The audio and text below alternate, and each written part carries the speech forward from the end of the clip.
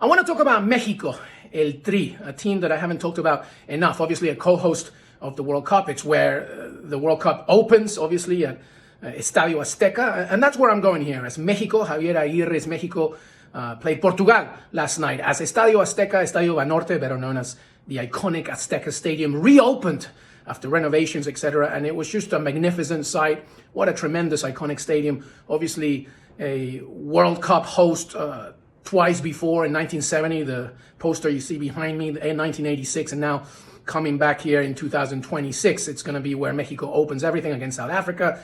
And the stadium looked amazing. Fans were so excited, singing Cielito Lindo.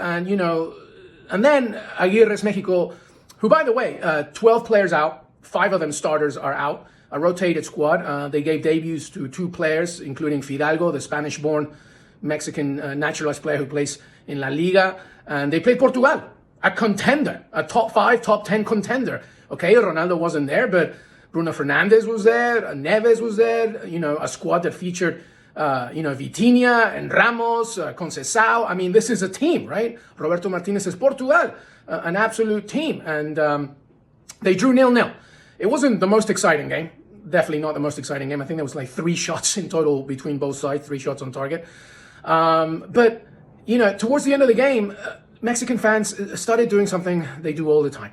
And I love my Mexican people. I think Ciudad de Mexico is one of the greatest cities anywhere. I've been to Mexico a lot. I love Mexicans, but take it from a Peruvian. Sometimes the way that you see your team is just ridiculous.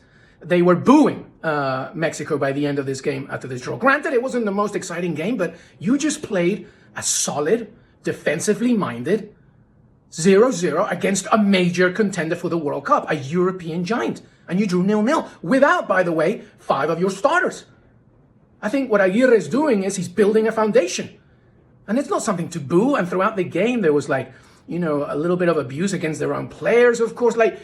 This is the thing about sometimes what happens within, the Mexican fan base. There is this complete disillusionment to think that Mexico should be winning 5-0 every game against every single team, and that's just not the case. Look, I understand that there's frustration because Mexico are really, they're trying to fight this la maldición del quinto partido.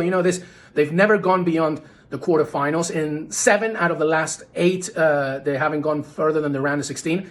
But as a Peruvian who has only seen his team as an adult once at the World Cup, once in my adult lifetime, once at the World Cup, sometimes I feel like, you should kind of think about, how lucky you are to always be at the World Cup and fight for what you have. And you just played 0-0 against Portugal. Enough. I'm telling you something. As Mexico opens the World Cup in 2026, Estadio Azteca, Guadalajara, these amazing cities, these amazing stadiums open to the world, the Mexican fans need to really wake up to one thing. Support your team.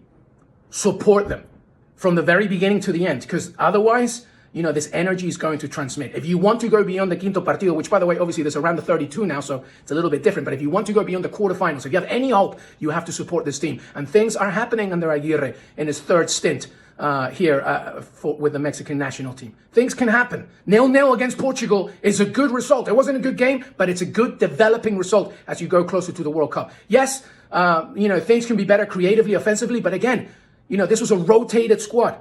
So let's see what Mexico does against Belgium. But my goodness, Mexican fans need to have a bit of a reality check and support this team.